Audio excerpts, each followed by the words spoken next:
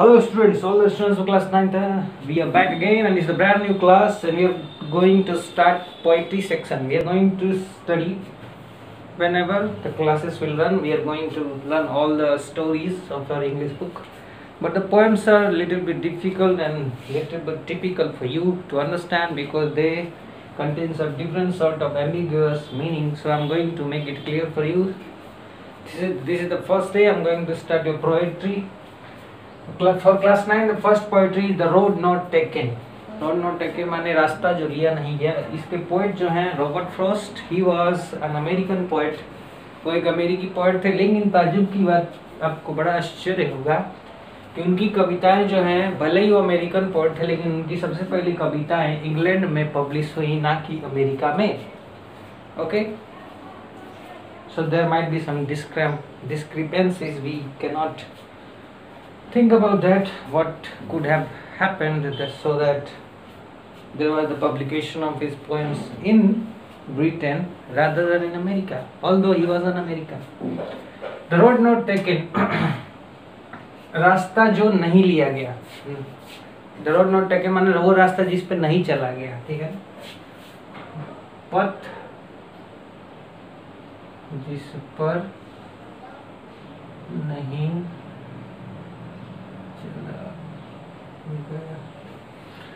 देखिए. ठीक है, ये पोएम है.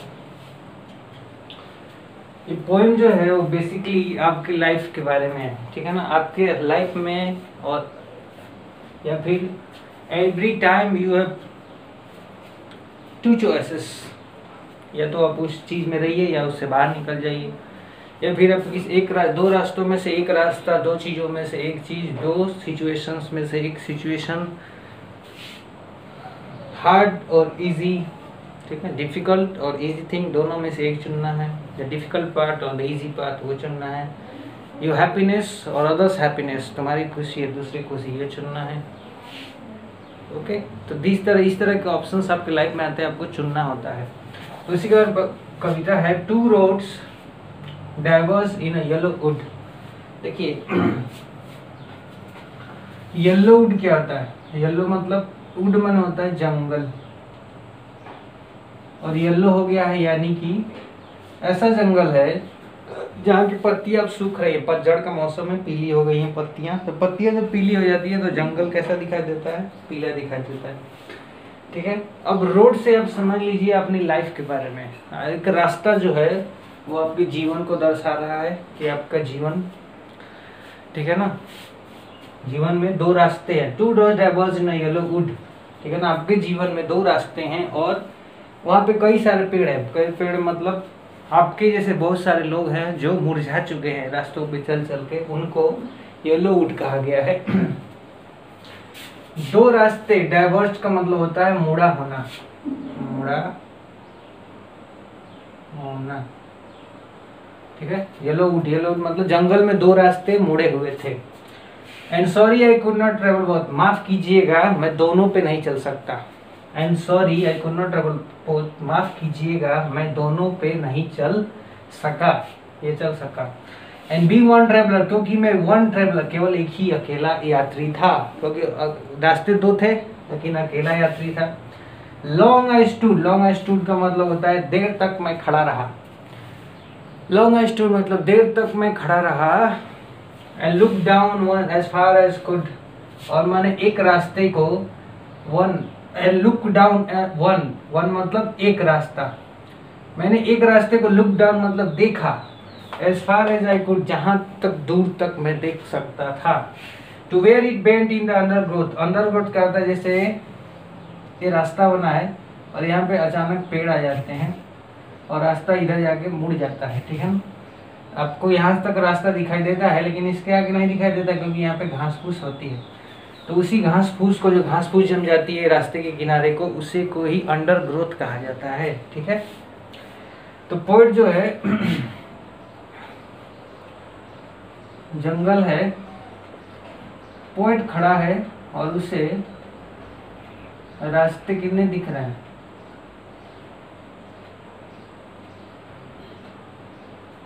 दो रास्ते दिखाई दे रहे हैं.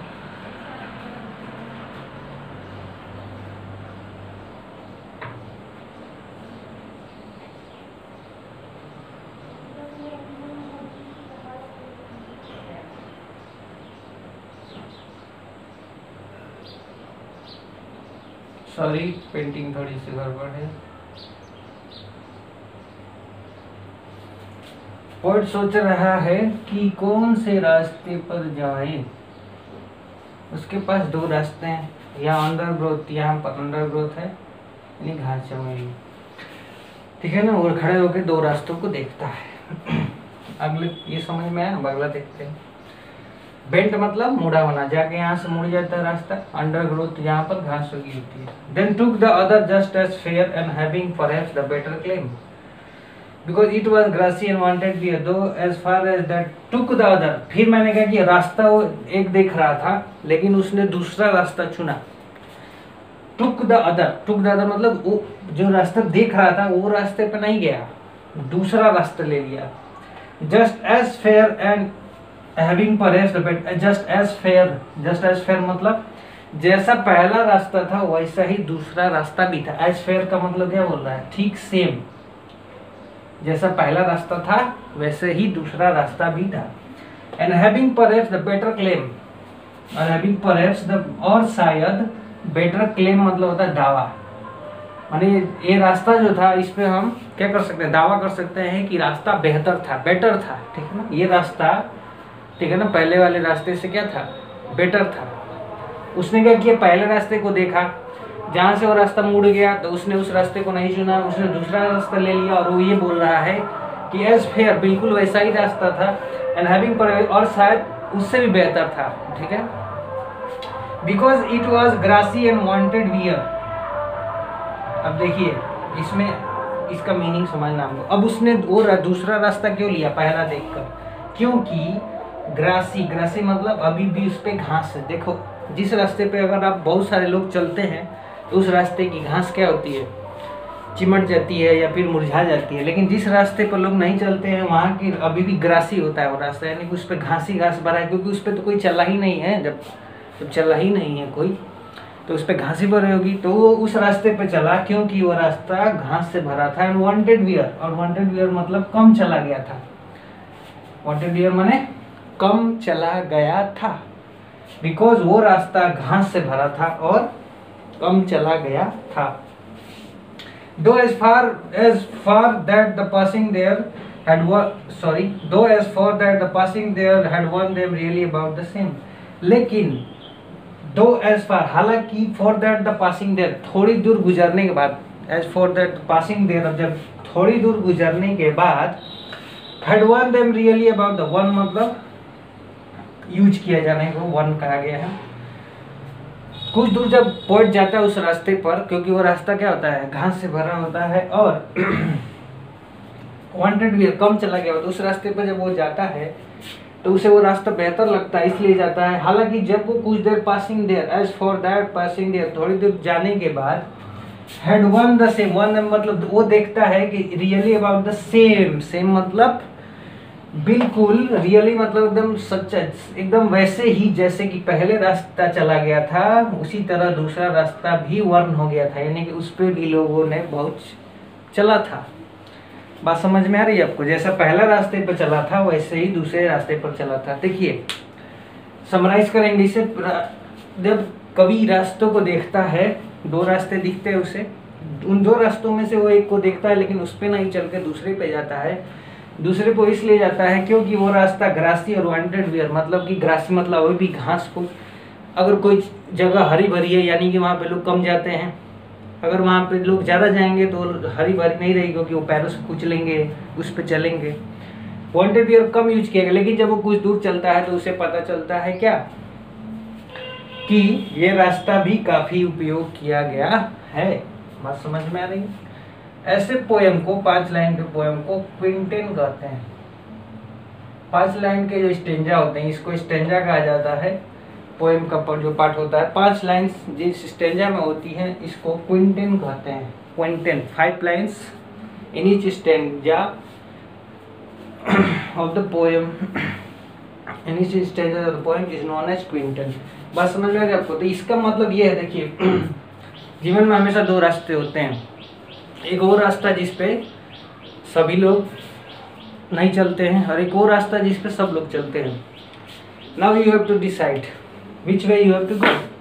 अब आपको you have to decide which way you have to go, आप किस रास्ते पे जाना चाहते हैं, the way which is commonly used by the people, or you have to choose the way which is so different and where जब आप कभी भी वो रास्ता चुनते हैं which people are following, they are always going to praise you, they are always going to bravo you, you are doing very well, you are doing very good, you are big. Suppose सब लोग engineer बनना चाहते हैं, सब लोग doctor बनना चाहते हैं, सब लोग फॉरेन जाना चाहते हैं, तो आप भी वही करेंगे. If you are doing the same thing, you are going foreign. अगर आपने सोचा कि मैं सोशल सर्विस करूँगा, मैं कुछ नहीं करूँगा, I will become a farmer, but to become a farmer in India और village is a very symbol of choosing low profession. तो लोग कहेंगे फार्मर बनेगा, देखो पढ़ लिख के. But if you will travel all over India, आपको ऐसे भी एग्जाम्पल मिलेंगे where the people have left their government job, जहाँ नौकरियाँ छोड़कर people have adopted to the farming, they are doing agriculture and they are living very happily. One thing which is most important thing we always forget, besides money, vehicles, fashion, eating, mobile and net, one thing we have forgot is what we need to live. हमें जीने के लिए जो चाहिए वो है happiness. और वो हैप्पीनेस तभी आती है व्हेन योर बिलोंगिंग्स, जो आपके अपने हैं, they care for you, they understand you. Okay, this is what is needed to be done. Actually it always happens when you are happy. जब आप हैप्पी होते हैं, यू ऑलवेज इम्पार्ट हैप्पीनेस, आप दूसरों में खुशी बांटते हैं. But life is not only a sort of thing which is full of happiness always, जो खुशी से भरी हो. कभी कभी दुख भी होता है, and you at that phase of time you need your belongings, your relatives and your close ones. उस समय आपको उनकी आवश्यकता पड़ती है. तो which is most necessary thing of life, क्योंकि हम लाइफ के बारे में पढ़ रहे हैं. Make always respect your elders, your family members, and always feel lucky that you have parents, your mom and your dad. Okay, in the same way in everyone's life, me also, you are always going to have two paths. I had also faced things like this. दो रास्ते होंगे, you have to decide one. और इसी के बारे में कविता है. ठीक है, आप इसको रिवाइज करेंगे. Please revise it at your home and be good, be safe. Drink boiled water, उबला पानी पिए. Okay, and be safe, be attentive and always play indoor games. Thank you so much.